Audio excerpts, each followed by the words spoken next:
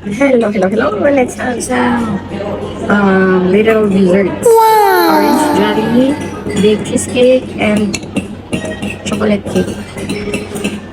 Let's try. Are you sure?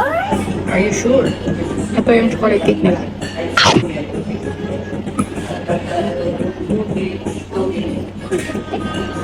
Hindi tinipid sa ano tawag ito? Sa frosting. Ayan o. Yung nagpapadala ng lasa yung frosting talaga. Kasi yung base usually is chocolate ng parang. Hindi siya matamis. Itong baked cheesecake, let's try. Medyo matigas ang kanyang base.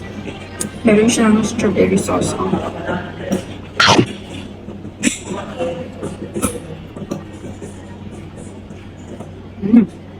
Ang sarap ng baked cheesecake.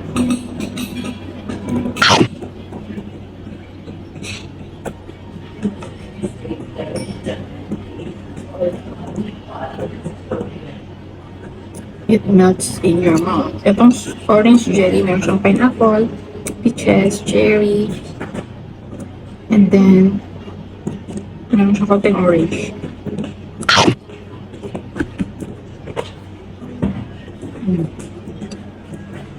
Balasahan talaga yung very strong ng lasa ng peaches. Very strong. Ayan o.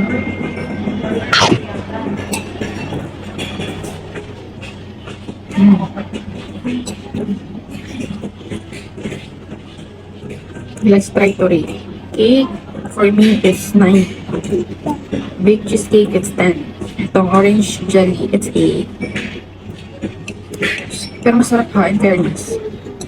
Pero for sure, sa mga matataas ang mga sugar, hindi sa pagkain ng mga desserts kasi hindi nakakabuti. So, it's okay to taste sometimes, no? Para malasahan nyo yung taste ng every place na merong dessert sa kanila. Kasi for example, baked cheesecake. May baked cheesecake sa kabila. Same lang sila ng taste. Same lang sila ng name. Pero iba ang taste, ang texture, iba. Kasi it depends kung paano siya ginawa at sino gumawa. So, especially sa mga pastries. So, that's all. Don't be afraid to explore things. So, until here, the next picture. Bye, thanks for watching.